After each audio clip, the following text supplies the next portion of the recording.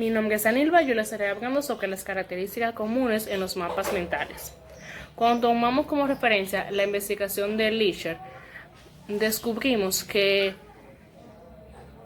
los mapas cognitivos de los habitantes fueron semejantes en las tres ciudades. Las áreas abiertas fueron un aspecto común de los mapas, particularmente la característica de la naturaleza, es decir, tales como el pasto, las plantas o el agua. El verde natural del paisaje sativiano fue una referencia recurrente hecha con cierta sensación de bienestar. La primera parte de la descripción de los residentes fue sobre que el recorrido entre su casa y el trabajo siempre veían los que eran los árboles y flores y podían describirlo detalladamente como eran.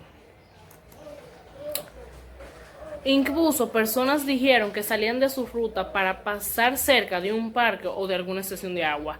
Licher, exactamente una de las entrevistas realizadas en Los Ángeles, hace referencia al recorrido a una causa de los habitantes que presenciaban los parques y los jardines de las ciudades. Otra referencia común con las imágenes de las tres áreas eran urbanas fue la de la panorámica observada desde los puntos distantes. Los habitantes de Boston se referían al vasto panorámica de la ciudad que pueden apreciar desde el río de Charlotte, mientras que los de Jersey aludieron a la vista panorámica del horizonte de New York desde las palizadas. Otra característica recurrente fue la relación en las clases sociales. Los habitantes de Boston dividieron Beacon Hill en dos zonas distritales de acuerdo a los niveles sociales. Los angelinos consideraban que Brother era como de clase baja, mientras que los de Jersey refirieron a que un barrio de Bergen era como de clase alta.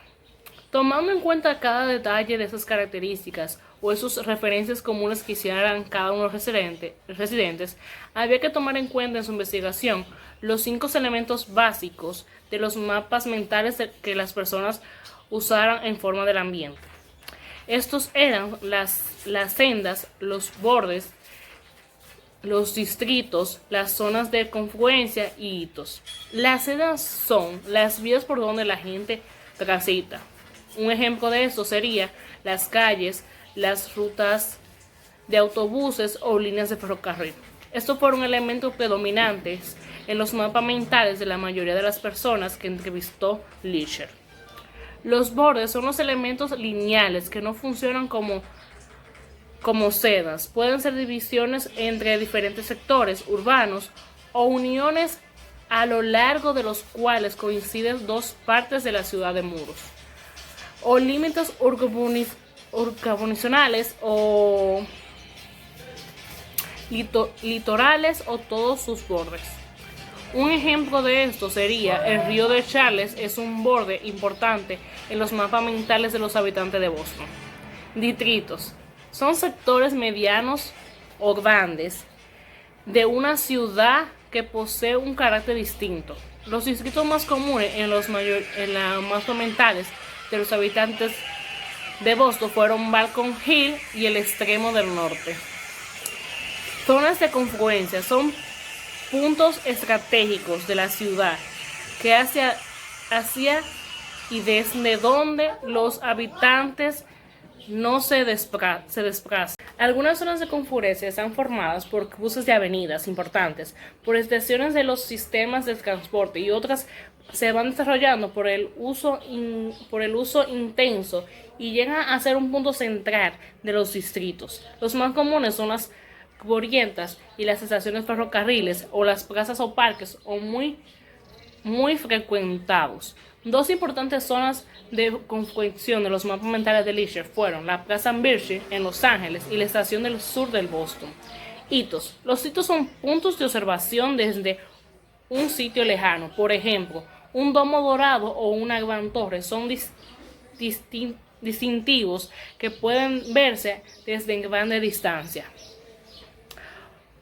Otros más locales son la facha o letreros de almacenes que son visibles solamente en áreas particulares. Los hitos más importantes de Licher recorrió incluyen la parte alta del Palacio Municipal de Los Ángeles, las bailetas de sala de Faneuil de Boston y el Centro Médico de la ciudad de Jersey. Algunas limitaciones del trabajo de Licher constituyó una importante estímulo para el estudio del conocimiento ambiental, dándoles de algunas limitaciones. La observación de Licher se basa en un número de personas muy reducido. Su entrevista fueron más de 30, se realizó solo a 30 residentes. 30 residentes de Boston, 15 de Los Ángeles y 15 de Jersey. Es decir, fue una investigación muy reducida y él no tomó en cuenta lo que es el aspecto personal de esas personas ni el antecedentes. En su publicación sobre el medio que no transcurría se quedó solamente en lo básico. No llegó a ser más allá a una simple investigación de las cosas básicas del ambiente que aborda a una mínima cantidad de personas de una ciudad enorme o grande. Así que tomando en cuenta la investigación del hecho, solo hacemos referencia a un pequeño sector de una población total de una ciudad. Y según ese descubrimiento, los antecedentes mentales dan más. Además, existen limitaciones en cuanto a los procedimientos de mediación que empleó Licher. Es decir, esta investigación no se basó a lo largo del panorámica que tenía, que como conocemos hoy en día de lo que es la psicología ambiental, sino que se basó solamente en lo básico, en lo primordial que tú puedes ver en un entorno cuando tú lo ves por primera vez o pasas recurrentemente por él. No se basó tanto en cómo las personas en sí se sentían a vivir en alrededor de esas áreas o vivir en ese entorno. Ni tampoco se enfocó en lo que era en realidad la característica básica de cómo ese ambiente le afectaba a la conducta o al desarrollo de la conducta o de la personalidad de esas personas. Hasta aquí mi exposición.